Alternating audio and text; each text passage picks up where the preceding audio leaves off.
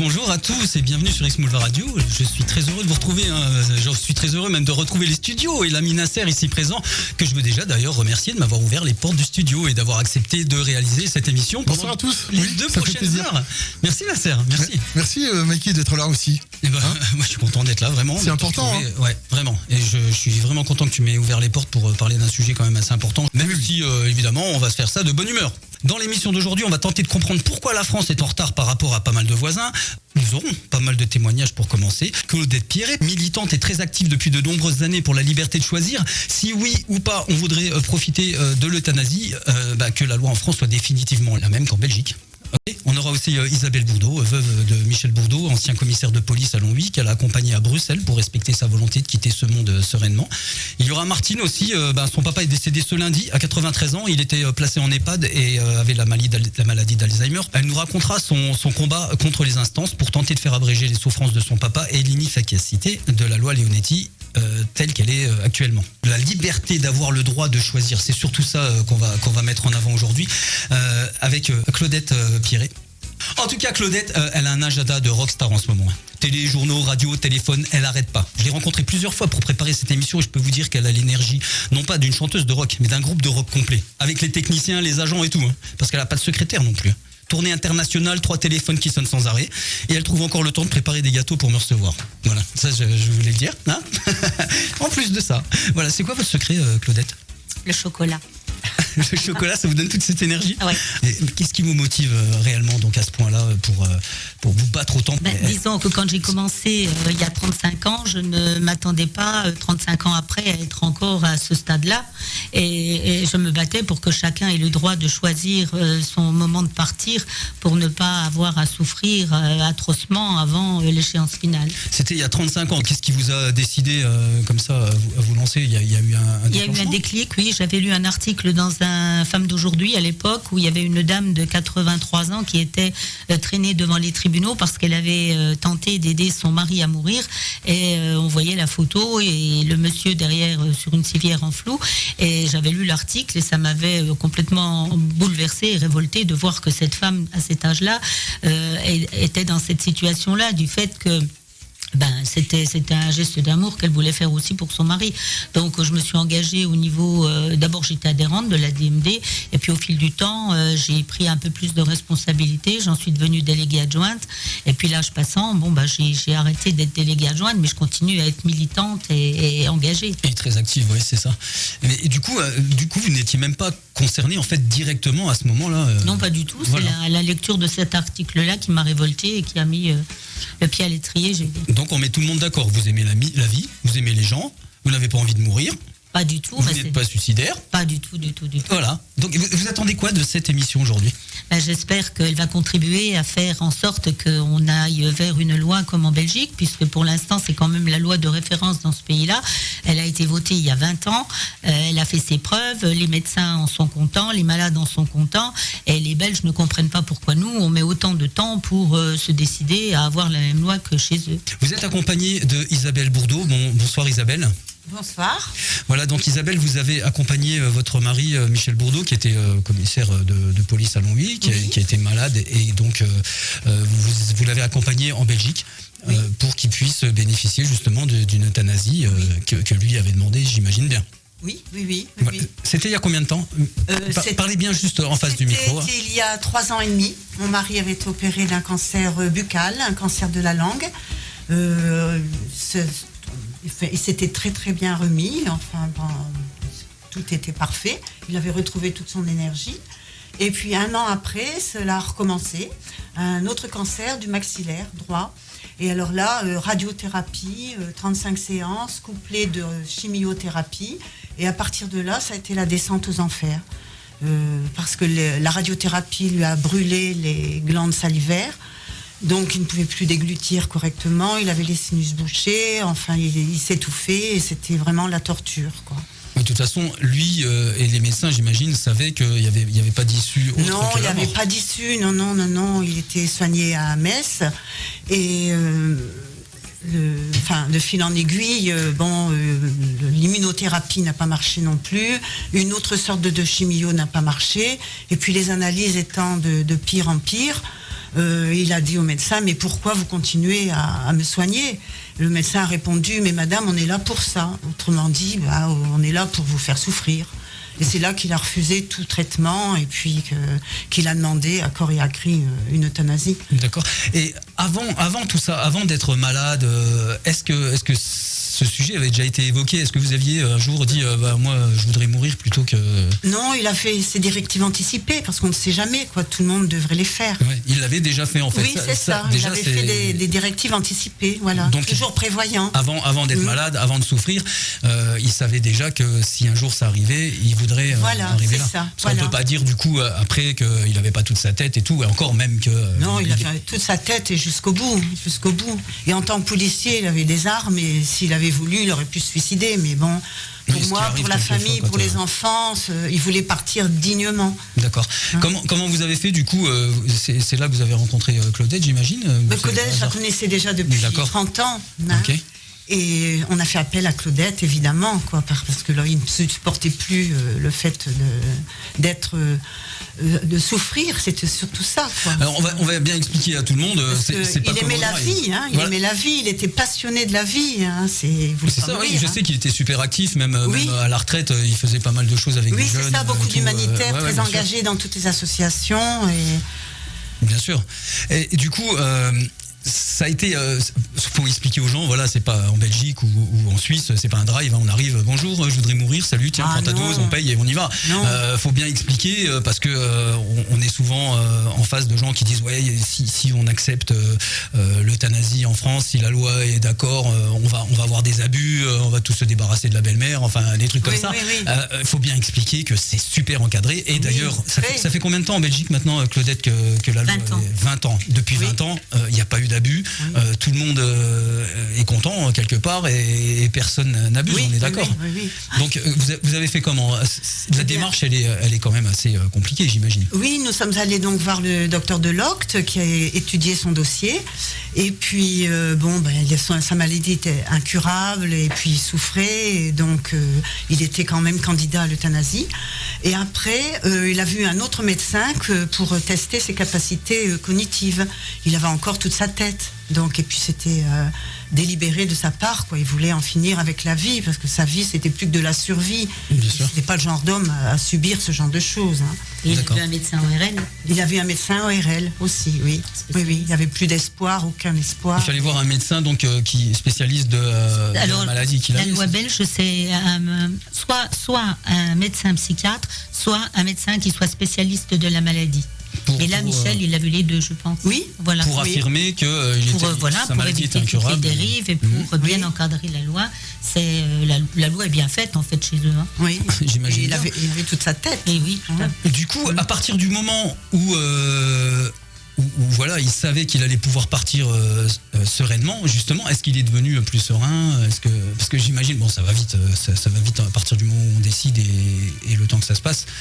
Oui, il était très content. Oui, très content de pouvoir partir. Lui, il attendait jour après jour l'échéance fatale, quoi, parce qu'il n'en pouvait plus. Il était au bord de l'étouffement en permanence, quoi. C'est horrible de savoir qu'on va finir comme ça et avec toute sa tête. Justement, ça a été quoi votre réaction quand il vous a dit ouais, moi je veux en finir? C'était un petit peu difficile pour moi quand même, hein, parce que on a vécu quand même 49 ans ensemble et tout d'un coup plus rien, donc ça a été dur. Hein, j'essayais de repousser l'échéance toujours, et puis jusqu'au moment où j'ai compris que par amour pour lui, il fallait qu'il parte. C'était plus possible pour lui. Et puis le voir souffrir comme ça, c'était traumatisant aussi pour moi. Est-ce qu'à un moment, il a dit tiens, non, finalement, j'y vais pas ou j'ai envie de faire non, pas du tout. Non, il était très déterminé. Là, je vous fais revivre ces moments, c'est difficile. Donc, pourquoi vous avez voulu quand même témoigner du coup? Parce que je suis à fond pour l'euthanasie, pour une mort choisie. Je pense que ça serait une avancée pour la société. Et puis Claudette se démène tellement depuis 30 ans, 35 ans même. je l'aide aussi, dans la mesure de mes possibilités, quoi, en témoignant, parce que je pense que c'est vrai il faut que absolument que la loi passe. Je vous avais déjà reçu ici à X-Move, ça fait déjà au moins 3 ans. Oh, ça fait un bout de temps, oui. Bah ouais, parce que déjà pendant 2 ans, on n'a quasiment pas pu faire d'émission. Le sujet est revenu sur la table parce que je crois que c'est Emmanuel Macron qui a commencé à parler à Aline Renaud, qui défend fermement l'euthanasie, en fait, qui voudrait que la loi soit bien claire et posée. Et il lui a fait sous-entendre qu'ils allaient remettre ça sur le tapis. Là, il y a une convention citoyenne qui va être lancée début octobre, donc jusqu'au mois de mars. Donc oui, c'est remis sur le tapis puisque la convention va être lancée. Après, il faudra étudier la convention, donc je pense que ça va aller jusqu'à la fin de l'année 2023. Et puis après, peut-être une loi en 2024, ça va dépendre des oppositions qu'il va y avoir encore. La loi actuelle en France, voilà, on a fait une sorte de petit effort. On a dit, donc c'est la loi Leonetti qui a été votée il y a quelques temps. Claes-Leonetti, la dernière. Claes-Leonetti, avec toujours des petites variantes où tout le monde aime bien mettre son nom sur une loi. Qu'est-ce qui est bien et qu'est-ce qui est moins bien dans cette loi, en fait ? La loi Leonetti, elle ne permet pas de décider de son moment de mourir, puisque c'est à quelques semaines, voire maximum quelques mois, je vais dire 1 mois peut-être, je ne sais pas exactement, et les médecins n'en savent pas plus parce qu'il n'y a pas de délai précis, mais on ne peut être aidé que dans des tout derniers moments de sa vie, alors qu'en Belgique, quelqu'un qui ne va pas mourir avant 10 ou 15 ans peut très bien demander à être aidé dans une aide à mourir et qu'on accepte de l'aider à ce moment-là. Je vais vous mettre une chanson, comme ça on va faire un point aussi sur les messages qu'on a reçus en privé. J'ai choisi Françoise Hardy, Comment te dire adieu. Alors je vous explique évidemment juste après pourquoi. Bonne soirée sur X-Move la radio, on en parle dans quelques minutes.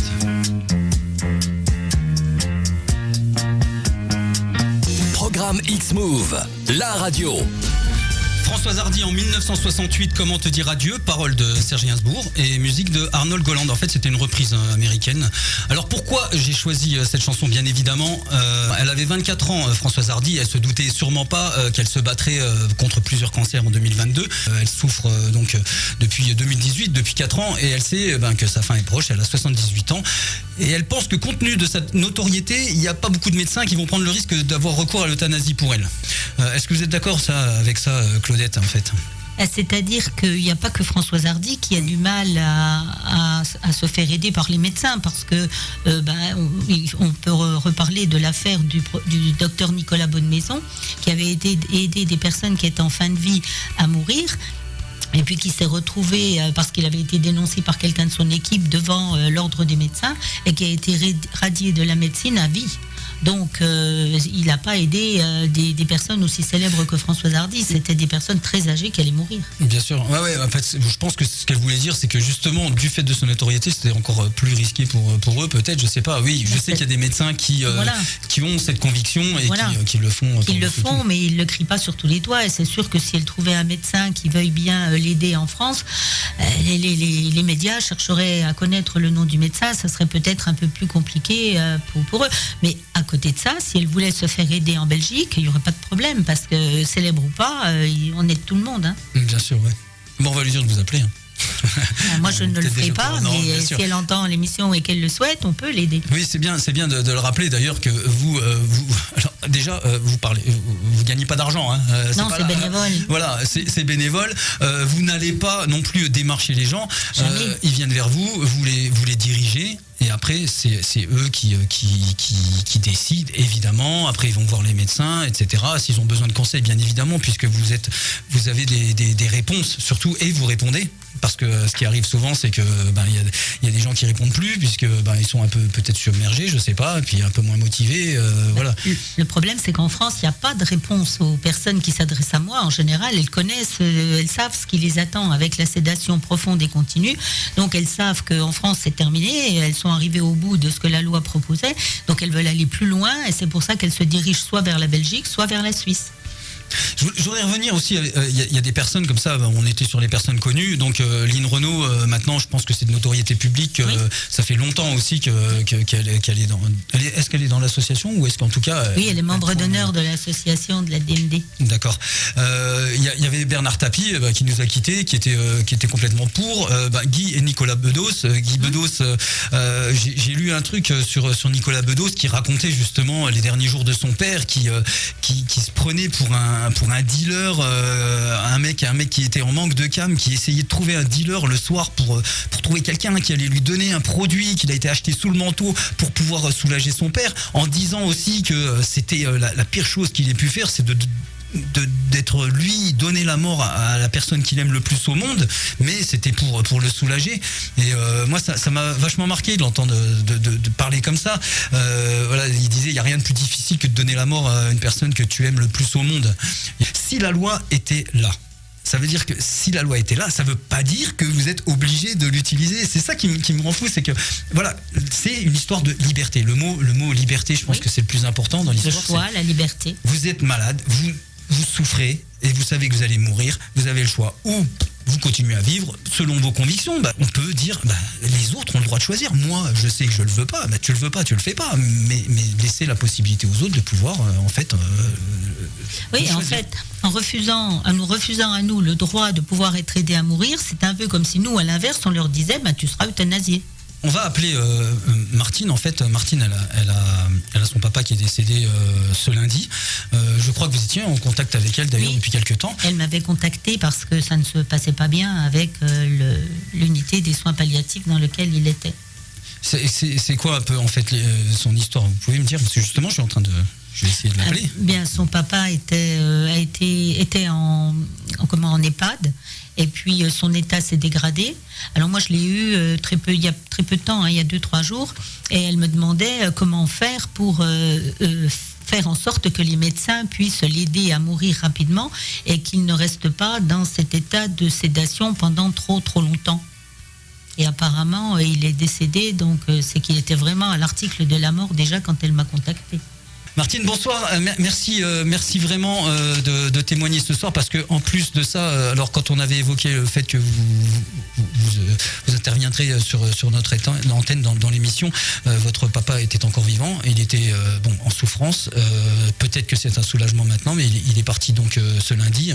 Donc on est tous évidemment bien avec vous. Il était placé en EHPAD et avait la maladie d'Alzheimer. Donc il est parti à 93 ans lundi, c'est ça? Ouais, 92 et demi, allez. Ah ouais. Non, ouais. Et donc voilà, comment ça s'est passé, parce que vous en fait ce que vous vouliez dire, c'est que ça faisait 7 ans qu'il était en maison de retraite. Comment dire, c'était un monsieur qui était actif avant d'être malade, quelqu'un de très actif, qui aimait la vie, on est d'accord, hein? Ah, complètement, très épicurien, vraiment quelqu'un qui aimait la vie et qui a travaillé une grosse partie de sa vie, comme les gens de cette époque d'ailleurs. Voilà. Du coup, il était malade, on a dit, ça faisait à peu près 7 ans, 7 ans qu'il était en maison de retraite, hein. Voilà, 7 ans qu'il était en maison de retraite, on avait quand même réussi donc à les garder à domicile, donc parce qu'on a eu les deux maman et papa donc en EHPAD, et on avait réussi à les maintenir 4 ans avant à domicile avec une aide. Puis bon, à un moment donné, il y a eu des chutes, c'était plus possible, donc voilà, on a été obligé malheureusement de les mettre en EHPAD. C'est vrai que c'était son premier souhait, je crois que vous m'en avez parlé, il voulait déjà même ne pas être placé au départ. C'était ça, hein, c'était un premier souhait. Bon, évidemment, vous n'aviez pas d'autre choix à un moment que de le faire. Et donc, j'imagine que déjà à ce moment-là, lui, il aurait préféré partir, quoi. Ah mais complètement, et il me l'avait explicitement dit, je pense qu'il avait même pas 60 ans, en me disant voilà, ne me laisse jamais finir comme ça. Et après, voilà, la vie fait que les choses ne se font pas de cette façon. D'accord. Et quand vous avez demandé à ce qu'on l'aide à partir, qu'est-ce qu'on vous a répondu du coup ? Ça a été très compliqué en fait. Je pense que l'hospitalisation d'aide à domicile, donc l'HAD l'a pris en l'HAD, on peut rappeler ce que c'est l'HAD, c'est l'hospitalisation à domicile. Voilà, d'accord, ok, tout simplement. simplement. Voilà, c'est ça. Donc, quand ils l'ont pris un peu sous leur aile, on va dire. Donc, c'était le 16 ou le 17 septembre.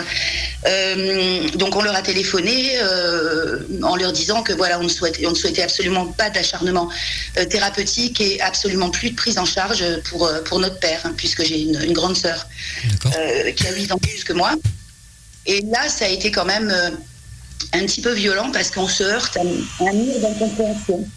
On a l'impression que ces gens-là ne peuvent pas se mettre à notre place et ne nous comprennent pas, en fait. Et pour vous, ça serait la peur de la loi ou alors peut-être un manque d'humanité ? Moi je pense qu'il y a un petit peu des deux, puisque voilà, moi honnêtement, la loi Leonetti, je ne connaissais pas. Voilà, c'est Claudette qui, on l'a évoqué parce que, à force de faire des recherches, d'essayer de se renseigner pour voir éventuellement ce qu'on pouvait mettre en place pour arrêter ces souffrances. Donc j'ai pris contact avec Claudette, mais qui m'a dit, voilà, en fait, on est coincé parce que il faut savoir que la majorité des médecins sont contre. Pour commencer, ouais. Et on vous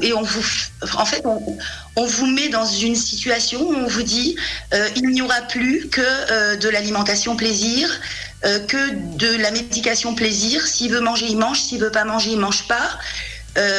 Et en fait, on se sent un peu culpabilisé. Dans quel sens parce que en fait vous n'êtes pas là pour le faire pour lui, c'est ça ? Non, mais c'est leur mise en place de soins. Donc voilà, à un moment, vous avez une feuille de route à remplir tous les jours avec souffrance, sourire, froncement de sourcils. Est-ce qu'il est bien réveillé ? Est-ce qu'il dort ? Et donc en fait, il s'est très vite. Bon, il s'alimentait de moins en moins, mais en fait, on le forçait plus à manger. Disons que si nous n'étions pas là pour lui donner de l'eau gélifiée, puisque à la fin on avait peur de la fausse route, et puis plus que de l'alimentation, on va dire des sucres rapides, puisque c'était des compotes ou des choses comme ça. Mais voilà, c'est comme ça qu'on appréhende un peu la fin de vie. Bien sûr. Donc ensuite il a été, on lui a mis donc une perf. C'était un anti-anxiolytique, donc pour éviter qu'il enlève son masque à oxygène.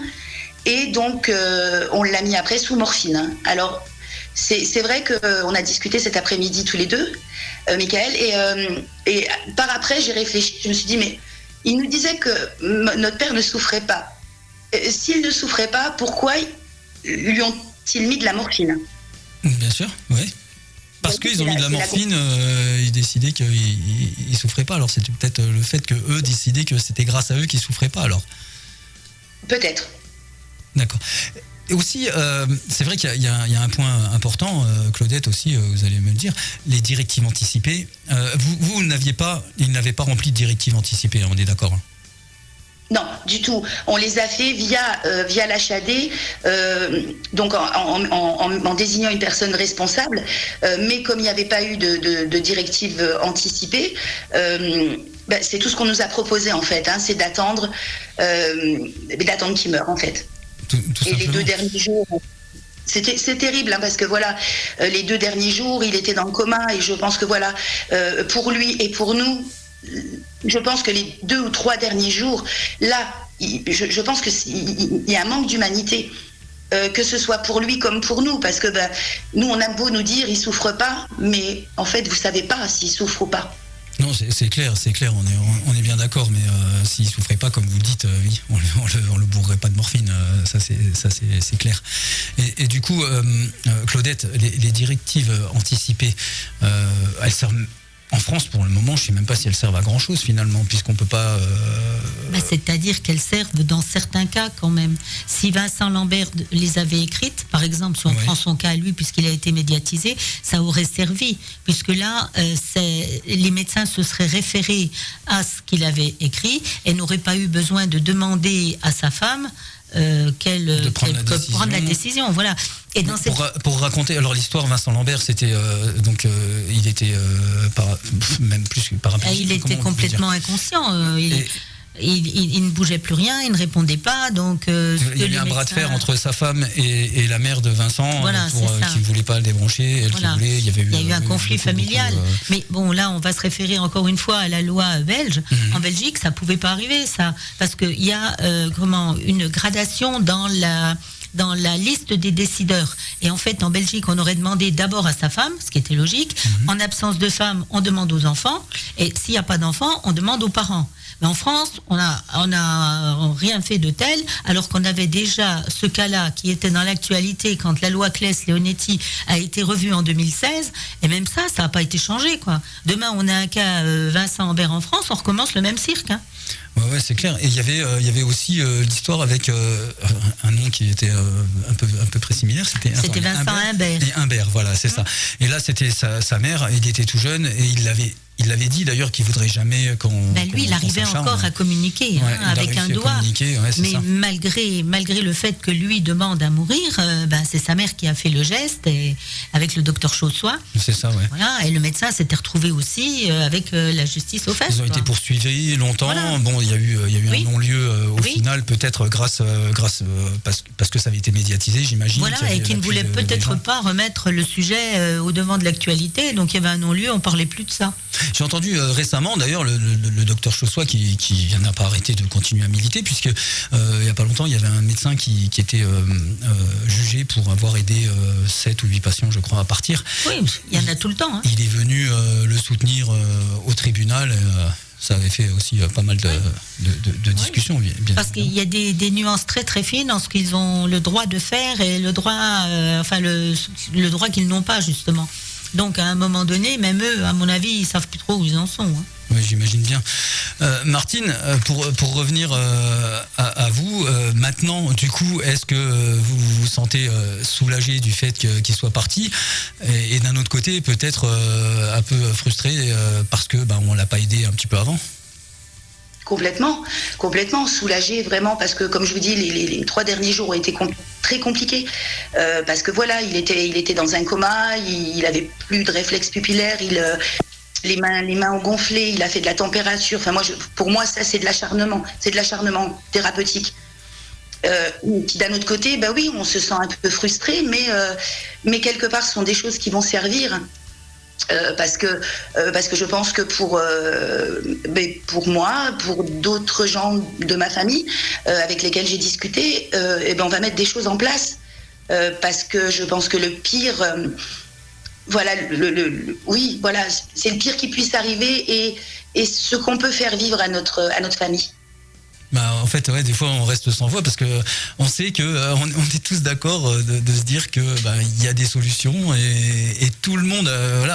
Claudette, vous m'aviez rattrapé tout à l'heure quand je disais qu'il y avait 90% des gens qui étaient pour qu'on légalise. En fait, vous me dites dernier sondage, c'est 96%. Mais ils sont où les 4%? C'est qui? C'est des gens puissants, c'est des gens qui ont beaucoup d'influence, qui sont riches et qui font partie aussi des lobbies. Alors les lobbies pro-vie, comme je dis toujours, pro-vie à tout prix. Il y a la religion, il y a les médecins mandarins qui veulent pas céder une once de leur pouvoir aux malades. Et puis, il y a les EHPAD, il y a les laboratoires qui vivent bien de toutes ces personnes âgées, de tous ces vieux, de toutes ces têtes blanches. Ouais, c'est vrai, mais ils sont pas tous malades, les vieux. Non, ils sont pas tous malades. Il y a aussi les grands tours opérateurs qui vivent aussi bien quand les gens sont en pleine forme. L'espérance de vie, a augmenté depuis plusieurs années. Donc les vieux, entre guillemets, sont encore jeunes longtemps et ils profitent. Oui, quand ils deviennent vieux, ils rapportent aussi beaucoup aux EHPAD et aux laboratoires. Ouais, mais bon, je pense qu'il y en aura toujours. Ils seront un peu plus vieux, il y en aura toujours. Et puis il y a ceux qui voudront pas, voilà.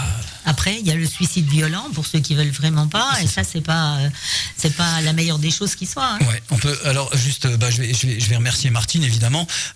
Merci Martine pour votre commentaire. Vous vouliez peut-être dire autre chose? Non, je voulais remercier Claudette pour son extrême gentillesse, le fait de m'avoir rappelé, on a discuté, ça fait toujours du bien dans ces moments-là d'avoir une personne très sympathique et qui, malgré le fait qu'elle n'ait pas pu nous aider, parce que voilà, on était dans un cas particulier, mais franchement, voilà, ça fait beaucoup de bien. Donc du coup, j'imagine que le message maintenant, c'est déjà à tout le monde de faites vos directives anticipées. Merci. Je pense qu'on va tous le faire. Vous m'avez envoyé le lien pour la remplir il y a quelques jours. C'est un cadeau. Je vais le faire. Je vais le faire. C'est un cadeau pour les amis. C'est vrai. Non, mais j'en suis conscient parce que je dois le faire. Je dois le faire. Et puis en plus, le mieux, c'est encore de passer, de le donner à un notaire. Oui, et puis désigner une personne de confiance quand même, parce qu'avec les directives anticipées, si on les écrit et qu'on les classe dans un tiroir de sa table de nuit, ça sert à rien. Ouais. Il faut les distribuer autour de soi pour qu'en cas de besoin, la personne de confiance parle à notre place en fait. Donc on en donne une copie à son médecin traitant, on en donne une copie au médecin auprès de qui on peut avoir affaire si jamais on arrive en fin de vie, et puis surtout on en donne une copie à ses proches qui sachent exactement ce que l'on souhaite. Voilà, faut le dire haut et quand le fort. pépin arrive. Merci beaucoup Martine, bonne soirée. La suite, ça sera dans quelques minutes. On va parler encore de plein de dossiers. On va parler aussi d'une vidéo TikTok qui a fait énormément de vues, qui est très triste, mais qui a peut-être mis le doigt sur quelque chose et puis touché des jeunes surtout. Qu'est-ce qui se passe ? Ah, c'est ce que t'as envoyé, ça ? Ah oui, c'est vrai qu'il y avait une intro, j'avais oublié de te le dire. Ouais. Bon, Et voilà. Très belle chanson, on reconnaît bien. Ouais, c'est pas lui, mais c'est un autre. Ah non, faut que tu la remettes au début en fait. Oui, on va la remettre au début, c'est pas un problème. Remets-le au Mais début. tu peux déjà le présenter. D'accord. Alors c'est Vlad Francis Kabrlovic. Oui. Vous ferez peut-être le rapport en tout cas avec un chanteur très connu qui fait des chansons très jolies. Et cette chanson, elle est drôle, elle est décalée, mais elle est dans le sujet. Donc voilà, et quand on est dans le thème, on parle de la mort comme une étape normale. Du coup, on peut. Vas-y, tu peux la remettre. On y va, c'est parti. C'est parti. Du plus grand chanteur francophone engagé, vivant. Moi je n'étais rien et voilà qu'aujourd'hui je milite en faveur de l'euthanasie, je l'aide à mourir. Programme X-Move, la radio. Évidemment, vous avez bien reconnu la référence. C'était une reprise de Francis Cabrel. Moi, franchement, je la trouve drôle. On est à la limite. C'est comment dire, c'est un peu provoque. On est d'accord. C'est un peu provoque, mais ça parle. Moi, je suis fan de ce genre d'humour. C'est une chanson quand même qui, il faut être d'accord et en accord avec la situation actuelle. C'est une chanson qu'on connaît par cœur, un peu tout le monde, parce qu'on l'aime cette chanson-là. Et j'ai eu le réflexe justement de chantonner les vraies paroles. Et du coup, on se dit non, je me suis trompé. En fait, c'est totalement différent. Ouais. Et c'est là qu'on fait plus attention. Il dit bien, je l'aide à mourir. On va remercier les deux personnes qui viennent de nous rejoindre sur Twitch. Merci d'être avec nous et de participer à cette émission spéciale sur le droit de mourir. On en parle ensemble, Mikey. Bien sûr, on en parle et on en parle sans tabou. On essaye. Même moi, en fait, je me dis oui, il faut qu'on en parle sans tabou. Il y a des moments, je suis un peu gêné et en fait, non, ça fait partie de la vie en fait. On est d'accord, Claudette, la mort, ça fait partie de la vie. C'est ce que vous me dites assez régulièrement. Tout à fait. Voilà. Alors, en même temps, tant que j'y suis, il y a Nadège aussi qui vient de m'écrire en privé. Est-ce que je peux avoir le formulaire des directives dont tu as parlé dans l'émission, s'il te plaît? Ces formulaires-là, on les trouve sur. Oui, il n'y a pas de formulaire officiel, ouais. Donc on peut le faire. Après, moi, j'en ai fait pour moi. Je les donne bien volontiers à tout le monde. Vous me demandez comme ami sur Facebook, je vous enverrai le formulaire que j'ai fait pour moi. Voilà. Moi, je lui transmettrai celui que vous m'avez transmis. Voilà. Mais pas celui que j'aurais rempli. Il faut le remplir. Aussi. Faut le remplir. Promis, je le remplirai. Bon, encore un petit gâteau au chocolat d'abord parce que ça fait longtemps que j'en ai pas eu, c'est au moins 2 jours. Ok. Voilà, il y a des gourmands. Les connaisseurs, les gourmands. Donc on est toujours avec Claudette Pierret qui milite évidemment pour la liberté de décider de quelle façon on va quitter ce monde, évidemment en cas de pépin. De pépin, voilà, tout simplement. On est aussi avec Isabelle Bourdeau qui a témoigné parce qu'elle avait accompagné son mari en Belgique pour qu'il soit euthanasié. Il avait décidé évidemment c'est pas qu'il a décidé, c'est que la vie lui a pas laissé le choix. Il était malade, il savait bien qu'il allait mourir, il savait que il avait plus rien à faire ici, et peut-être qu'ailleurs, comme on dit, avec certaines croyances, peut-être qu'il est plus utile de l'autre côté. Voilà. Et en tout cas. En fait, il n'a pas abrégé sa vie, il a abrégé son agonie. Abrégé son. Oui, vous avez ça, hein. Parce que j'ai dit abréger sa vie, c'est ça. Oui. Ouais, c'est vrai que c'est pas la bonne phrase. Vous avez raison de me corriger. Bien sûr. Il y en a beaucoup qui disent qu'ils veulent partir debout. Je pense à cette dame aussi, j'oublie les noms, je suis désolé, mais elle était journaliste, elle avait la maladie de Charcot, alors une maladie qui revient souvent dans ces cas-là. Avec ses enfants, voilà, ils en ont parlé longtemps. Elle est partie en Suisse, donc en Suisse on fait le suicide assisté, c'est ça. Et donc, voilà, elle a fait quelques interviews avant de partir, quelques mois avant. Elle savait déjà, tout était prêt et elle savait à quel moment elle voulait pas aller plus loin qu'une certaine limite et voilà. Et donc un jour, évidemment, sa famille, ses amis l'ont accompagné. Ils l'ont accompagné pour son dernier voyage et en fait finalement on a le temps de se dire au revoir et de partir en se disant ça y est, elle est partie sereine et du coup on est prêt quoi. Tout le monde se prépare. Elle a mis fin à ses souffrances et l'entourage est là pour l'accepter. Moi, je veux redonner encore un exemple. J'en ai un parce que j'ai pas la même vision maintenant, mais l'homme que je considérais comme mon papa, il a eu un cancer à 38 ans. Il est décédé de ce cancer et lui aussi. Je connaissais ses convictions. C'est quelqu'un de très actif. C'était un sportif de haut niveau d'ailleurs. Il était prof de sport. Il faisait plein de choses. On était tout le temps en route. Et un jour, justement, il a décidé qu'il allait se suicider. Mais l'instinct, je pense, l'instinct de survie l'a empêché d'aller jusqu'au bout, mais il est monté dans sa voiture et surtout, il a pensé à une chose super importante à ce moment-là aussi, c'est si je me suicide, tout ce qui était assurance vie, des choses comme ça, les assurances auraient pu ne pas donner l'argent à ma mère, donc qui était son héritière. Tout ça, il y a pensé, il l'a pas fait pour ça aussi. Oui. Et je pense qu'avec une loi comme ça, ça deviendrait quelque chose de légal. Oui, en Belgique, l'euthanasie est considérée comme mort naturelle. Donc au niveau des assurances, il n'y a pas de question à se poser, c'est mort naturelle. Donc ça ne va pas plus loin. Revenons sur, justement, je parlais de TikTok. C'est une vidéo continue, on vous voit dans cette vidéo. Oui.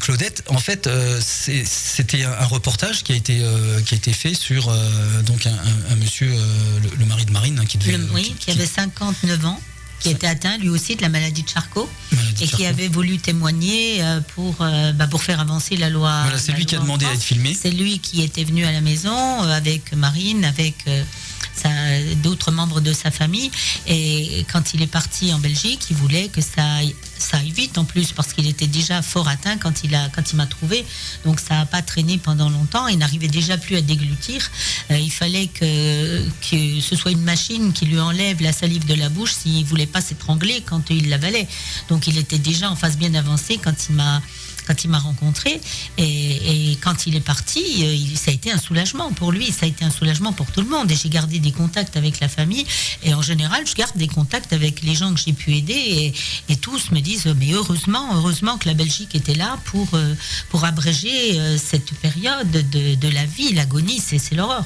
quoi. Ouais, sur ce petit bout de vidéo là, quelqu'un l'a chopé sur le reportage. Le reportage c'était Combini News. Ouais. En fait, la personne a chopé juste une petite partie, ça dure une vingtaine de secondes. C'est le moment où il dit voilà, ça y est, il dit au revoir à tout le monde. On vous voit un petit peu passer. Vous êtes en larmes.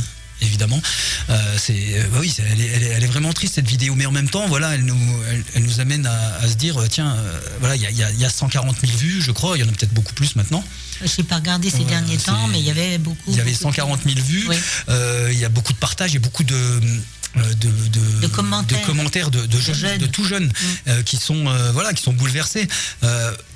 Mais c'est de l'empathie, c'est pas du voyeurisme, on le voit bien, tous les commentaires, parce qu'en plus au début vous vouliez même au début on s'est demandé si ça allait être bien perçu, parce qu'on ne voit vraiment que le moment où il va être aidé à mourir, et on s'est dit ça va peut-être être du voyeurisme. Et finalement, quand on a vu tous les commentaires que les jeunes laissaient, il n'y avait pas de commentaires qui étaient vraiment défavorables. Au contraire, c'était tous des jeunes qui allaient dans notre sens et qui partageaient nos idées, en fait. Voilà, donc, elle a été laissée, cette vidéo. C'est vrai qu'on a tous été touchés de près ou de loin, où on se rend pas toujours compte en vérité de la souffrance. Je pense à des gens autour de moi, qui sont partis, mais quand le compagnon, la compagne vous dit ouais, il a beaucoup souffert, on se rend pas toujours complètement compte. Non. Comment on peut se dire qu'on peut décider pour vous de vous garder. En fait, c'est une cage, c'est une cage. C'est une prison, moi je dis. Ouais, c'est une prison, bien sûr. Je crois que c'est. Je reviens sur Lynn Renaud.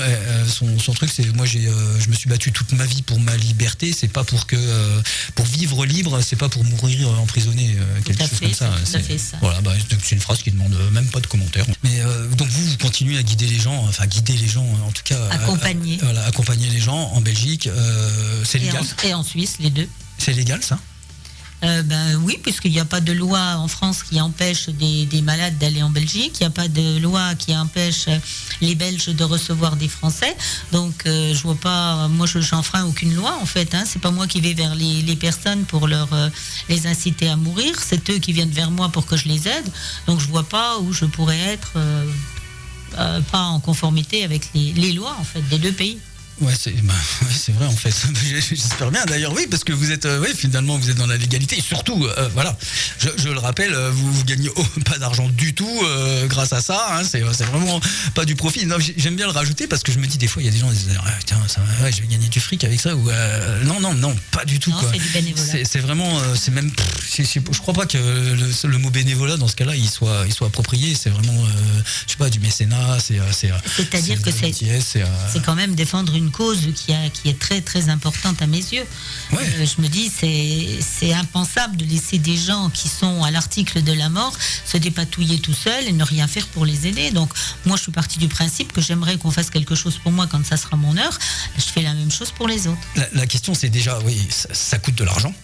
Obligatoirement. Voilà, donc si c'était légalisé en France, forcément, on dirait que ça pourrait être aussi pris en charge par la sécurité sociale. Oui.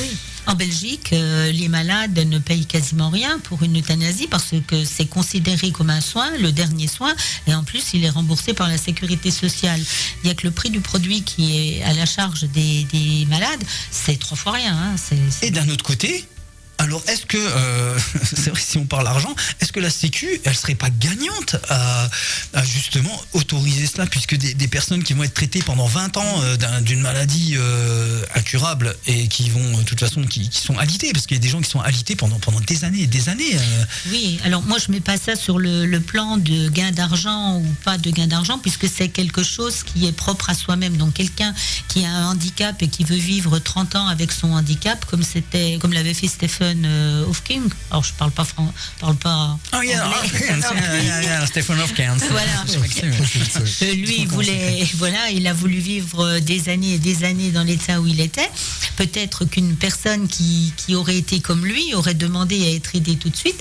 Lui il a vécu comme ça. La sécurité sociale a payé pour lui, c'était très bien.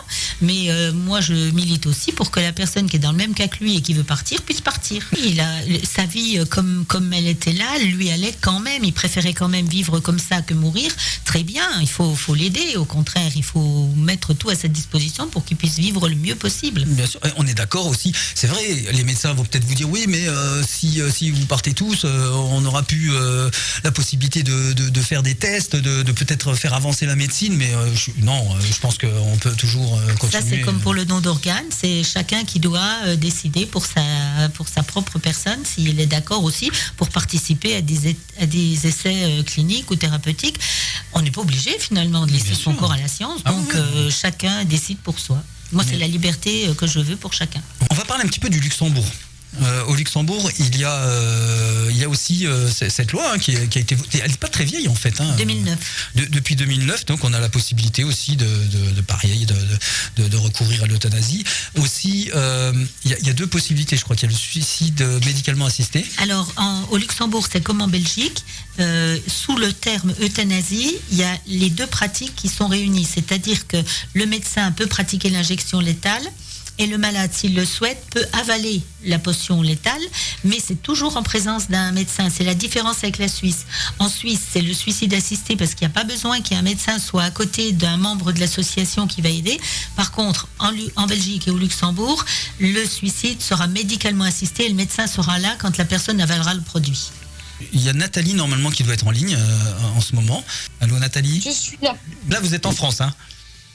Vous n'êtes pas au Luxembourg là tout de suite. Oui. En même temps, ça change rien. Non, là, je suis en France. Avec la technologie actuelle, de toute façon, vous auriez pu être à l'autre bout du monde. On aurait pu parler comme si on était l'un à côté de l'autre. Voilà. Non, là, je suis en France. Alors, merci de témoigner aussi dans cette émission. C'est bien d'avoir des avis un petit peu de partout. Alors, on aurait bien aimé avoir des avis de personnes qui sont complètement anti-euthanasie, qui sont complètement contre la loi. Et on n'en a pas. On n'en a pas. Et j'ai fait des appels. Je peux vous assurer qu'on a fait des appels. On a quelques messages d'ailleurs. On va aller faire un petit tour aussi sur les messages. Bon, alors avant tout, Nathalie, donc vous êtes aide à domicile, c'est ça au départ au Luxembourg. Oui, voilà, c'est ça. Oui. Et moi, puis, je suis aide-soignante à domicile, oui. Et vous avez fait une formation d'accompagnant, donc pour comment vous appelez ça exactement? Oui. Donc alors moi j'ai refait une spécialisation d'accompagnement palliatif, de soins palliatifs, d'accompagnement à la famille. Voilà, au Luxembourg il y a des formations qui existent et j'ai refait ça par amour pour les malades et pour les gens en fin de vie, aussi, même si c'est beaucoup plus avancé au Luxembourg qu'en France, évidemment, comme en Belgique et comme en Suisse et comme partout. Et moi, je suis un peu bouleversée par la dame qui a témoigné, par Martine. C'est bouleversant. Oui, parce qu'en plus c'est à 2 pas du Luxembourg et on n'a pas du tout le même traitement. On parlait c'est même pas un luxe, ça tient un luxe. Cet après-midi on a parlé un peu ensemble et vous m'aviez demandé si effectivement tout le monde pouvait aller au Luxembourg. Oui, j'ai posé cette question et vous m'avez dit je vais me renseigner. Voilà, par exemple, oui, on peut avoir cette question. J'étais pas très sûre, mais maintenant je suis sûre. Voilà. Ouais. Donc effectivement, tous les gens qui sont frontaliers ou qui ont été frontaliers, bien sûr, peuvent bénéficier d'une aide médicale. Il suffit d'être chez un médecin au Luxembourg, si on est frontalier et ou on a été même quand on est en pension. D'accord, ouais. Donc c'est possible de se faire soigner au Luxembourg et on a droit au même traitement que les Luxembourgeois, évidemment. Par contre, quelqu'un qui vient vraiment de l'extérieur uniquement pour l'euthanasie, là c'est plus compliqué. C'est possible, mais c'est plus compliqué. Oui, bien évidemment. En plus, alors c'est vrai que j'ai aussi posé la question à Claudette tout à l'heure. Elle m'a dit, évidemment, ils vont essayer d'éviter le tourisme de la mort, comme on appelle ça. Évidemment. Oui, et puis le but, ça serait, le but, c'est que justement, ça se passe ici, parce que c'est quand même une démarche de ouf. C'est des gens qui sont affaiblis, qui n'ont pas que ça à faire, ils ont peu de temps à vivre, ils devraient pouvoir profiter, et là je parle évidemment pour tous les endroits, et le peu de temps qui leur reste, ils font des allers-retours, parce qu'il faut aller voir les médecins. Alors nous on est juste à la frontière, alors on peut peut-être trouver un médecin à quelques kilomètres de nous, mais des gens qui sont au milieu de la France, je pense à quelqu'un qui est, alors je vais pas donner de détails, mais il y a une personne qui en ce moment est très souffrante. Il est jeune, il est souffrant, il n'est pas soutenu. Il doit aller voir des médecins. On lui demande encore d'aller voir des psychologues, etc. Il fait des allers-retours à Bruxelles. C'est des 300-400 km. Il y a quelqu'un qui l'emmène. Il faut que ça soit tout ça, il faut que ça soit discret, parce qu'il a peur qu'il y ait des gens qui s'y opposent, alors que il est majeur, mais bon, il est jeune, mais il est condamné et il souffre, il ne peut plus rien faire, il demande qu'à travailler, à exercer le métier qu'il a appris récemment. Enfin, il a fait des longues études pour pouvoir travailler, et il n'arrive pas donc lui il voudrait vivre, c'est simple, il voudrait vivre, mais il sait qu'il ne va pas pouvoir, et il sait que ça se dégrade, il a des maladies, il a plusieurs maladies graves. Et donc voilà. Et ce monsieur, le peu de temps qui pourrait profiter de ses proches, il le passe à aller faire des visites. Alors là, c'est en Belgique, et il est toujours pas éligible. Parce que aussi un médecin d'un autre côté, il marque pas exactement la bonne phrase, genre on suppose telle maladie, mais c'est marqué noir sur blanc, on suppose telle maladie, et le mot suppose, ça va pas. L'autre médecin du côté belge, il veut que ça soit marqué il est malade, mais ils doivent lui faire des examens qu'il ne peut pas faire. Donc c'est pour dire que c'est pas facile. Comme je disais tout à l'heure, encore une fois, j'aime bien le dire tout le temps, mais c'est pas un drive de la mort. On va pas en Belgique ou au Luxembourg ou en Suisse en disant salut, je veux mourir, tiens, voilà ta dose, tiens, file-moi 50 balles et puis c'est bon. On n'est pas là. Après, comme a expliqué la dame qui a invité chez vous, excusez-moi, je sais plus votre prénom, madame. Claudette Pierre-Yves. Donc, c'est exactement, au Luxembourg, c'est exactement la même chose qu'en Belgique, hein. Au niveau de l'accompagnement, au niveau des psychologues, au niveau, il faut voir 2 médecins différents, 2 avis différents et que ce soit les mêmes. Donc, c'est très accompagné, hein. C'est pas le commerce de la mort. C'est pas le commerce de la mort. Et moi, je voulais un peu témoigner près de vous aussi parce que moi, je travaille à domicile. Donc, je suis près des gens qui décident de mourir chez eux, au milieu de leur famille, avec un médecin, avec des aides-soignantes, des infirmières, mais qui sont chez eux dans leur lit, avec leur famille, où c'est nous qui nous adaptons vraiment aux besoins du patient, plus, hein, parce que, comme je vous disais cet après-midi, les gens en soins palliatifs, nous, on va 7 fois par jour chez eux. C'est énorme. Donc, dès qu'ils ont besoin de quelque chose, finalement, on est là. Et ces gens-là, on fait vraiment en fonction de leurs besoins, en fonction de leurs envies aussi, hein, parce qu'il y a encore des gens qui ont plein d'envies et on essaie au maximum on les accompagne. Voilà, c'est de l'accompagnement super personnalisé, hein, et c'est pas. Je tiens aussi à souligner que ça, c'est pas le même système de santé au Luxembourg. Mais toute cette prise en charge pour les gens, c'est gratuit. Ouais. Voilà, comme on cotise à la sécurité sociale ici au Luxembourg aussi, il y a juste une partie qui est différente où on cotise tous les frontaliers, tous les gens actifs pour la vie quand on devient dépendant. Ça s'appelle simplement l'assurance dépendance. Et toute cette prise en charge ne coûte pas 1 franc aux patients. Donc, on fait aussi de l'hospitalisation à domicile. Il y a des gens qui ont des pompes à morphine, il y a des gens qui ont de l'alimentation parentérale, c'est-à-dire l'alimentation avec une petite poche dans l'estomac. Enfin, il y a un tas de choses qui se passent à domicile et les gens sont chez eux. Ça coûte beaucoup moins cher qu'une hospitalisation. Et à mon sens, c'est beaucoup, beaucoup plus confortable qu'à l'hôpital. Bien sûr, on est bien d'accord. Et ça, en fait, enlève de la charge de travail aux gens dans les hôpitaux. Après, c'est vrai qu'au Luxembourg, alors, est-ce qu'on peut dire qu'il y a un peu plus de moyens, mais finalement, au départ, c'est ponctionné sur le salaire. En France, on va dire, on va vous ponctionner ça encore plus sur le salaire. Hein, c'est une cotisation, voilà, c'est ça. Ouais, bon, c'est bien, c'est un bon modèle, effectivement. Bien sûr. Est-ce qu'on pourrait s'adapter et trouver, s'en inspirer? Après, on a copié avec le Grand-Duché du Luxembourg les impôts prélevés à la source. Ouais. Pourquoi ne pas copier le système de santé, hein? Oui. En plus, dans ce sens-là, c'est pour le bien-être de chacun, ça, on est d'accord. De la population, hein, parce qu'après, on parle des personnes âgées. Moi, j'accompagne pas que des personnes âgées, et malheureusement, et même des gens plus jeunes, même des gens. Actuellement, j'ai encore jamais accompagné d'enfants et à mon sens, personnellement, tant mieux. Ouais, ça j'imagine. Mais j'accompagne aussi des jeunes gens et les gens, ils sont avec les jeunes gens sont avec entourés de leurs parents, de leurs frères et sœurs, de leurs et ils partent tranquillement. C'est ça le plus, à mon sens aussi, c'est ça le plus important. Ils partent entourés, mais tranquillement. Voilà, et quand eux le choisissent, encore une fois, puisque jusqu'au bout, s'ils ont décidé de profiter des soins palliatifs jusqu'au bout, ils seront accompagnés aussi de cette manière-là. Donc on a encore une histoire de liberté, en fait, de choisir. C'est ce qui compte en vrai. Hein. On est d'accord. Et après, c'est pareil. Au Luxembourg, la directive anticipée est très démocratisée.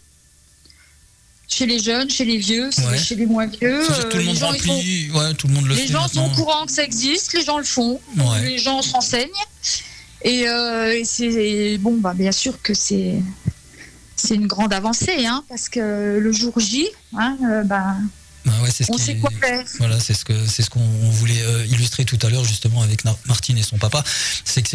Mais en plus, il y a un truc, c'est que on n'y pense pas spécialement, mais on n'a pas d'infos qui viennent comme ça. C'est vrai que c'est un peu mis de côté, et si on veut en parler justement de rien que des directives anticipées, on pourrait dans toutes les mairies avoir un petit papier et dire attention, tiens, pensez à vos directives anticipées, ou ça pourrait être bien sûr. Mais je crois quand même que les Français sont plus compliqués que les Belges ou les Luxembourgeois, parce que on en parle quand même des directives anticipées. Moi, j'en parle tout le temps autour de moi et je m'aperçois qu'il n'y en a pas beaucoup qui les ont remplies. Je crois que c'est moi qui suis visé. Non, mais en fait, je dis ça comme ça. Non, mais en fait, moi, j'ai décidé que je mourrai jamais. C'est pour ça. Ok, pardon Nathalie. Oui, je dis cette dame a raison. C'est vrai que en France, la mort, tout ce qui se passe autour de la mort, c'est relativement tabou. Par rapport aux pays limitrophes, c'est vrai que la mort ici, c'est encore tabou. Moi, c'est même pas une histoire de tabou. Je dois vous avouer, justement, alors c'est dans l'actu, parce que je viens seulement de faire ma déclaration d'impôt 2021. Voilà. J'avais oublié, je mets de côté, je remets au lendemain quand je vois le délai, je dis ça va, j'ai le temps, et puis finalement c'est un an après.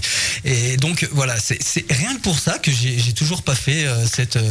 Je vais vous envoyer le formulaire tous les jours. Je croyais qu'on allait m'envoyer la police ou l'huissier ou un truc comme ça. Non mais c'est vrai. Je vais le faire. Je l'ai mise en première position sur mon bureau. Nous avons reçu un message donc via le chat de Twitch.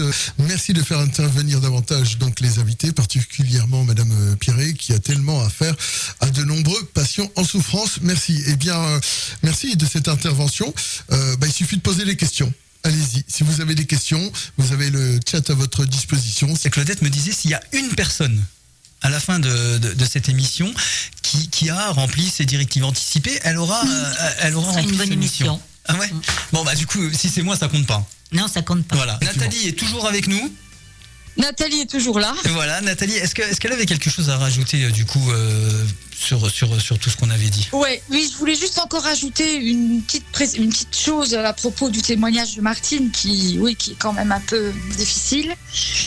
Moi, j'ai aussi dans ma prise en charge de mes patients palliatifs, c'est une grande prise en charge aussi de la famille. J'accompagne beaucoup la famille. Et j'espère, mon Dieu, que dans tous mes patients, il n'y a jamais quelqu'un qui sera comme Martine. Un peu, comment laisser en fait, elle se débrouille toute seule quasiment. Elle se sent, voilà. Elle n'a pas bien compris la prise en charge, elle n'a pas été incluse dans la prise en charge, on lui a pas demandé trop son avis non plus. Et je trouve que c'est quand même une période dans la vie assez compliquée. Et bizarrement, Oui, pardon, excusez-moi, Nathalie. Et le patient, il a besoin, mais la famille autour qui accompagne, elle a encore, je pense, plus besoin. Claudette, c'est ce qu'elle fait en fait. Elle accompagne les familles, mais il y a bien pas. Sûr. Est-ce qu'en Belgique et justement en Suisse, et d'ailleurs, là on sait qu'au Luxembourg, oui, mais est-ce qu'en Belgique et en Suisse, il y a aussi un accompagnement comme ça des familles? C'est-à-dire que moi, j'envoie des malades français, donc l'accompagnement, je vais dire que c'est moi qui le fais, puisqu'ils voient les médecins deux fois au départ pour ouvrir le dossier. Et puis qui ne vont pas aller voir le médecin 4, 5, 6 fois de suite pour être accompagnés.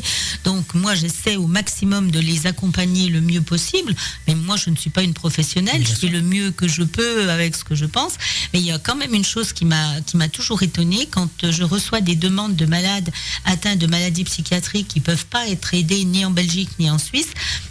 J'ai des malades qui me demandent s'ils peuvent me rappeler par la suite. Alors au début j'étais étonnée parce que je dis je pourrais pas vous en dire plus dans 1 mois ou dans 2 mois parce que ça changera pas. Mais on me dit je voudrais vous rappeler juste pour pouvoir parler. Ouais. Et là ça m'avait fort interpellée parce que je me dis même au niveau de l'écoute ils l'ont pas en France. Et peut-être, je me dis aussi que c'est peut-être parce que les médecins n'ont pas de solution à proposer à ces malades-là, ils savent pas quoi leur dire en fait. Qu'est-ce qu'ils vont dire à un malade atteint de maladie psychiatrique qui demande à mourir? Ils n'ont pas la réponse puisqu'ils n'ont pas l'autorisation. En Belgique et au Luxembourg, les médecins peuvent aider des malades atteints de ces maladies-là à mourir. Mais il y a un long suivi entre le médecin et le malade. Et au bout du processus d'aide, du processus d'accompagnement, ils arrivent à les aider à la fin, mais ça, c'est pas tout au début qu'ils ont l'accord. Ça peut durer des années à aller voir un psychiatre, par exemple, et puis n'avoir l'autorisation d'aider qu'à la fin. Oui, parce que la famille, elle n'est pas tout le temps là, en fait. Voilà, et puis ces maladies-là, ce ne sont pas des maladies qui vont ouvrir un droit à une aide à mourir rapidement, comme le serait, par exemple, un cancer en phase terminale ou une maladie de Charcot. C'est des traitements sur le long terme. Donc, pour la prise en charge de Français, c'est pas possible. Quand un Français il va à l'étranger pour ça, il y a tout ce qui est frais de transport, etc. Pour pouvoir encore. Je disais tout à l'heure que le jeune ça m'a beaucoup marqué parce que en plus quand j'étais chez vous, le téléphone n'arrêtait pas de sonner pour de bon. Et j'ai entendu des témoignages et j'ai pu échanger avec cette personne. Il est tout seul. Il y a une personne qui vient l'aider, mais les autres ne sont même pas au courant qui vient. Donc c'est une personne qui doit frauder quelque part, il doit trouver des créneaux. La personne, elle l'emmène en Belgique. Il fait sa visite, elle revient le chercher. C'est dément des fois. Hein. Voilà, il faut de la volonté. Voilà. Et puis il y a des personnes qui arrivent auprès des médecins dans des états épouvantables, à tel point qu'ils ne peuvent même pas descendre de l'ambulance. Moi, j'ai des malades qui sont arrivés de l'autre bout de la France, qui sont allés à Bruxelles. C'est le médecin qui va faire la consultation dans l'ambulance parce que le malade est incapable d'en descendre. Ouais, on s'imagine même pas ça. Donc, et là, comme Nathalie nous expliquait, à domicile, c'est vrai que c'est l'idéal finalement. Quand en plus on est bien dans sa maison, certainement on a ses repères, c'est sa zone de confort. Oui, c'est l'idéal, mais faudrait-il encore qu'en France, il y ait la loi qui permette une aide à mourir et aussi quand les personnes sont en HAD. Moi, j'ai mon père qui est mort à la maison. Il était suivi par une équipe de HAD. Le médecin qui l'avait en charge n'a jamais voulu reconnaître qu'il était en acharnement thérapeutique et quand je lui ai parlé de sédation terminale, elle m'a répondu: moi je fais pas d'euthanasie.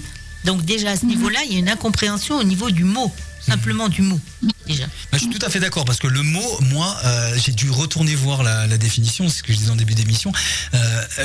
Le mot euthanasie, je le trouvais très violent en fait. Peut-être depuis que je suis gamin, je sais pas. En plus, on disait, c'est vrai qu'on utilisait l'euthanasie pour les animaux. Pourquoi on le ferait pour les animaux et pas pour les humains du coup? Parce que quand on le fait pour les animaux, c'est les 3/4 du temps, c'est pour soulager leur souffrance, c'est pour les aider à partir. Évidemment, c'est pas pour se débarrasser les 3/4 du temps, parce que évidemment, il y a d'autres cas.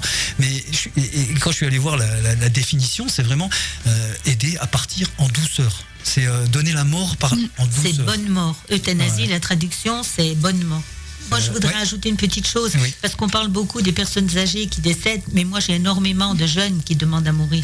Et dans ces cas-là, c'est encore plus compliqué parce que les médecins prennent encore beaucoup plus de précautions et demandent beaucoup plus de comptes rendus médicaux. Donc, c'est pour ça que je dis aussi, écrivez vos directives anticipées, parce qu'il n'y a pas que les vieux qui meurent. Hein. S'il n'y avait que les vieux, ça serait moitié mal. Là, il y a beaucoup de jeunes quand même. Hein. Tout à l'heure, Nathalie disait même que elle a la chance quelque part de ne pas avoir encore accompagné des enfants. Il y a aussi des enfants qui meurent, mais là par contre l'euthanasie elle est jamais est-ce qu'elle est applicable quelquefois? Ah oui, elle a été appliquée, je crois que c'est 2 fois en Belgique. Mais à quel titre on n'aiderait pas un enfant qui arrive en fin de vie et qui souffre autant qu'un adulte, hein? Oui, mais à quel niveau? C'est ça oui, bien sûr, on l'écoute, bien sûr, on se dit mais lui il a tellement de choses à vivre. Est-ce que la médecine va pas pouvoir trouver quelque chose entre temps? J'imagine que toutes ces questions elles se posent. Les questions se posent, et quand la décision est prise, c'est qu'il n'y a pas d'autre solution. Bien sûr. Et c'est toujours avec l'accord des parents quand même pour les mineurs. Rien que d'en parler, oui, c'est un sujet assez délicat, parce que j'ai vécu aussi une certaine expérience. Voilà, j'ai eu 2 enfants qui sont décédés à l'âge de 3 ans, maladie neuromusculaire dégénérative, et ils étaient pratiquement à 100%. La seule chose où les médecins avaient une certitude, c'est qu'ils entendaient. Voilà. Et toi, justement, alors on peut te poser la question. Est-ce que tu voyais est-ce qu'ils souffraient? Est-ce que tu le voyais ou pas? Oui. Et est-ce que tu aurais pour abréger leur souffrance? Pour ma fille, oui, on l'entendait. Elle souffrait énormément et elle était sous médication justement pour éviter qu'elle souffre. Elle souffrait énormément, surtout quand elle faisait des crises d'épilepsie non-stop pratiquement. Et donc on lui a procuré des médicaments qui justement l'a aidé à éviter d'en avoir trop souvent. Il y en avait quand même. Et le moindre bruit, d'ailleurs, c'est là où on s'est dit, ah oui, effectivement, elle entend, mais c'est la seule chose que dès qu'il y avait un bruit brusque, comme ça, elle sursautait et elle faisait systématiquement une crise d'épilepsie derrière. Voilà. Donc là, elle est partie par la maladie. Mais est-ce que toi, à un moment, t'aurais dit, il faut la faire partir? Est-ce que t'aurais pris la décision de dire... C'est très difficile pour un papa. C'est très difficile pour un papa, parce qu'on se dit toujours...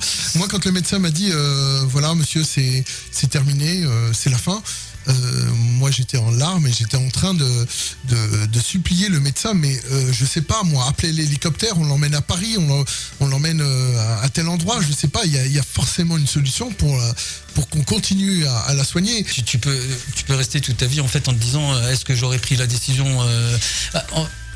Une précision quand même, hein. Quand ils aident des enfants, c'est les enfants qui demandent. Ouais. Hein, ce sont des enfants qui ont quand même qui ont quand même la capacité de demander, donc ils sont quand même plus, comment je vais dire, un peu plus mûrs que les enfants de leur âge.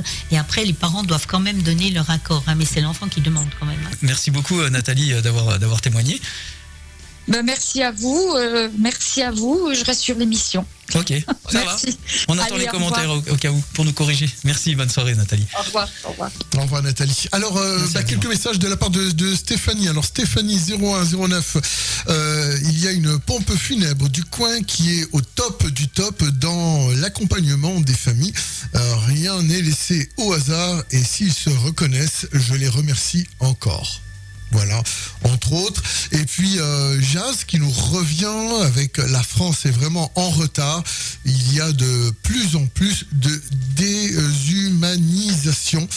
Et puis Stéphanie pour le dernier message, hommes, femmes, enfants, jeunes, vieux, peu importe, on ne peut pas laisser souffrir une personne, peu importe son âge.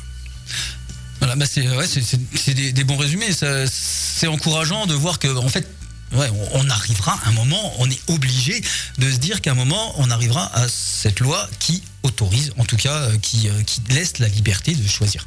Oui, moi ce que j'espère aussi, c'est que si une nouvelle loi est votée, elle va être votée sur la base de la loi belge et qu'on ne va pas refaire le chemin depuis le début de la loi en Belgique. Ils ont fait des avancées au fil des ans. La loi, elle est là, elle est bien, et je le répéterai jamais assez, il faut vraiment qu'on copie la loi belge, mais la loi belge actuelle, pas celle d'il y a 20 ans. Et on est quasiment à la fin de cette émission. J'espère qu'on aura avancé, j'espère qu'on aura fait bouger des mentalités. De toute façon, elle sera en podcast, bien évidemment, Nasser. Elle sera où en podcast, en fait ? Sur le site internet www.xmove.fr. On va vous faire écouter une chanson d'un musicien, chanteur local, Didier Boudeville-Kramer, qui a signé la musique.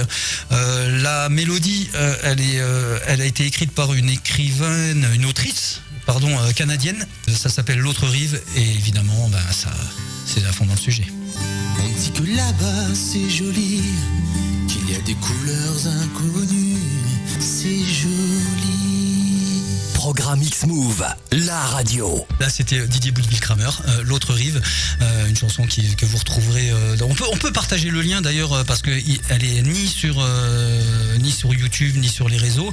Vous allez sur la page Didier Boudeville-Kramer, vous pouvez la retrouver. Si on vous disait voilà vous allez mourir demain, qu'est-ce que vous feriez ? Voilà, qu'est-ce que vous feriez si Claudette, si on vous dit vous allez mourir demain ? J'espère qu'il y aurait la loi qui serait passée en France et que je dirais ouf, surtout. Non, ce que je ferais. Ça demande réflexion quand même, je sais pas. Je réfléchis, réponds. Isabelle, qu'est-ce que voilà, si on vous dit vous allez mourir demain, si je devais mourir demain, je crois que je réunirais toute ma famille, tous mes amis, et puis on fait la fête, voilà. Voilà, jusqu'à pas d'heure. Voilà, je ferais la même chose qu'elle. Voilà. Un adieu. C'est une bonne chose, ça, de faire la fête. Bah oui, une dernière fête. Exactement. Voilà. Pour que les meilleurs souvenirs soient pour notre entourage. Voilà, c'est ça. Que ma foi, la mort, c'est pas si triste que ça. C'est pas la mort qui fait peur, en fait. Hein. C'est pas la mort qui fait peur, c'est le passage. C'est le passage. Et ce qu'il y a avant, surtout. Le passage, ma foi, ça dure peut-être pas trop longtemps. Mais tout ce qu'il y a avant. Tout ce qu'on nous fait subir avant. Mais surtout dans le monde dans lequel on vit, des fois on se dit je suis content de pas voir ce qui va se passer plus tard parce que quand on va. Non, et puis avec la technique qui existe maintenant, on peut faire vivre entre guillemets, respirer. Moi je dis des gens pendant longtemps quand même. Hein. Ouais. C'est plus vivre, ça, c'est respirer. Ça c'est vrai. C'est survivre. Nasser, tu ferais quoi toi si tu devais mourir demain ? Tu t'es déjà posé la question ?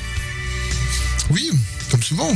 Oui. Comme souvent, je pense que arrivé à un certain âge, quand on est plus jeune, on se pose pas cette question. C'est vraiment que dès qu'on arrive à 30 ans, voilà, c'est l'âge que j'ai. Donc 30 ans et demi, le menteur.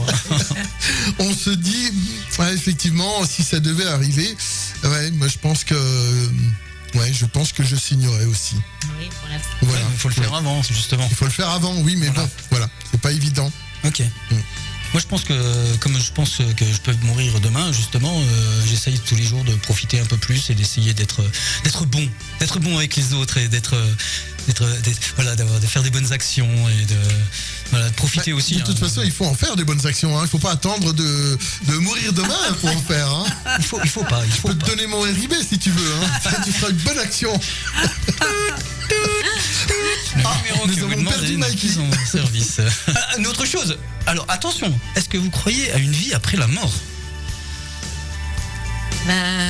J'aimerais bien y croire vraiment, surtout que de temps en temps on a des petits signes avec les gens qu'on a accompagnés, qu'on a aidés, qui sont partis, et puis coïncidence ou synchronicité, comme on dit avec un mot savant, je ne sais pas, mais il y a des choses bizarres quand même. Donc je dirais que je suis agnostique. C'est-à-dire qu'on n'est pas certain qu'il y ait quelque chose, on espère, on cherche la vérité, enfin on cherche la vérité, on ne l'aura jamais, mais on se pose des questions en fait. Moi j'ai la ferme conviction, non, mais l'intuition qu'il y a une autre vie, quelque chose après la mort. C'est pas possible, la vie ne s'arrête pas là comme ça serait trop bête. Ouais, non, moi je pense, et puis on a aussi des témoignages, des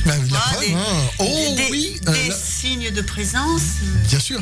Et là justement, dans le chat, le message qui suit, oh oui, et je suis persuadé qu'il y a une vie après la mort. On me nomme, donc Nasser ne me dira pas le contraire, et je confirme parce que j'ai reçu cette personne-là lors de certaines émissions sur le paranormal.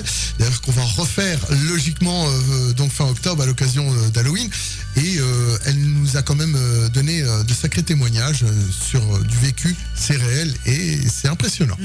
Claudette, on va revenir vraiment donc à ce qui nous a amené ici ce soir, le droit de mourir dans la dignité. Vous vous battez depuis des années pour ça. On a essayé de faire avancer le sujet aujourd'hui, de convaincre si ce n'est déjà fait. Tout le monde est convaincu d'après nous, autour de nous. Voilà, on a encore eu personne qui était contre. C'est ça. Donc, voilà, le droit de pouvoir décider soi-même, c'est cette loi que vous voulez qu'elle soit appliquée. D'ailleurs, je pense qu'on lui donnera votre nom, d'ailleurs. On lui donnera votre nom le jour où ça arrivera.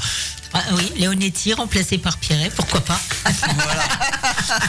On peut lui demander les coordonnées, comment la contacter. Bon, déjà pour avoir les directives anticipées. Je crois que ça sera le mot de la fin, ça sera ça, c'est remplissez vos directives anticipées. Voilà. Après, il y a des modèles qui sont sur Internet. Moi, j'ai fait le mien parce qu'il me convient bien et que j'ai laissé un espace pour pouvoir écrire à la main, pour compléter ce qui est en général noté d'office. Et puis autrement, tout le monde peut les trouver sur Internet. Mais si on veut me contacter, on me demande comme ami sur Facebook. Et puis je les donnerai bien volontiers. Okay, je suis en train de chercher s'il y a encore des messages sur la j'en page. ai un. On a le droit de ne pas laisser souffrir nos animaux. Laissons-nous le droit de ne pas souffrir et de ne pas voir souffrir les nôtres. Ouais. Très belle phrase. Voilà. Est-ce qu'on serait pas tip-top sur le bon mot de la fin? Exactement. Isabelle, peut-être un truc à rajouter? Mais je voudrais féliciter Claudette pour son engagement, parce qu'elle est vraiment formidable. Et pour ses gâteaux au chocolat. Son dévouement est incroyable. J'aide de la façon dont j'aimerais être aidée quand ce sera mon tour. C'est ce que je répète tout le temps, mais c'est la vérité. Il y aura du monde, c'est sûr. En tout cas, nous, on sera là. Le podcast sera disponible d'ici quelques jours, le temps de se faire.